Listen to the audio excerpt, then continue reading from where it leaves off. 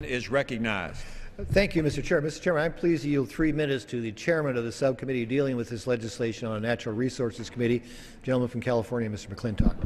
Gentleman from California, Mr. McClintock, is recognized for 3 minutes. Thank you, Mr. Chairman. I thank the gentleman for yielding. Mr. Chairman, the so-called streamlining that the Bureau is pledged to do and has done has produced no new projects for reasons that were made very clear to our subcommittee on water and power by numerous witnesses. NEPA is at the heart of the problem.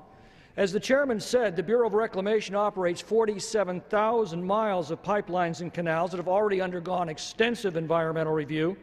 By installing small generators in the existing pipelines, we could add the equivalent generating capacity of major hydroelectric dams, meaning millions of dollars of new revenue to the government, millions of watts of new, clean, cheap electricity, and all the jobs these projects would produce.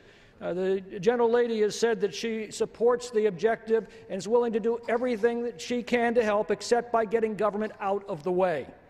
The federal bureaucracy has made it cost-prohibitive for people to install these small generators in these existing canals and pipelines. Rather, they force them to conduct crushingly expensive environmental reviews, navigate time-consuming bureaucratic mazes, pay exorbitant administrative fees, and risk the uncertainties of endless internal review and external litigation.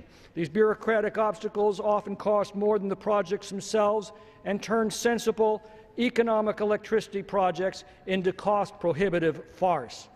It's proposed to be amended. This bill requires the Bureau to categorically exclude the installation of these small hydroelectric generators in existing facilities that have already undergone environmental review. It designates a central office within the Bureau to provide uniform guidance on processing applications. It establishes a sensible and streamlined process to determine development rights, and it assures that installation of hydro generators will not disrupt existing water operations.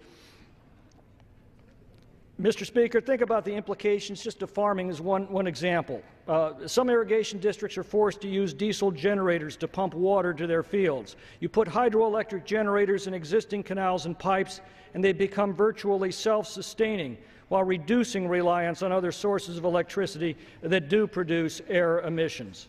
It is truly mystifying that a nation plagued by prolonged economic stagnation, chronic unemployment, and increasingly scarce and expensive electricity would adopt a willful and deliberate policy of obstructing the construction of these inexpensive and innocuous generators in already existing facilities. Even FERC, a bastion of regulatory excess, agrees that these studies are unnecessary when conducted on similar non-federal facilities. I believe this bill is a model for the future. I hope that similar regulatory reforms will soon be extended to other federal and non-federal facilities. The gentleman yields back his time. The gentleman from Washington reserves.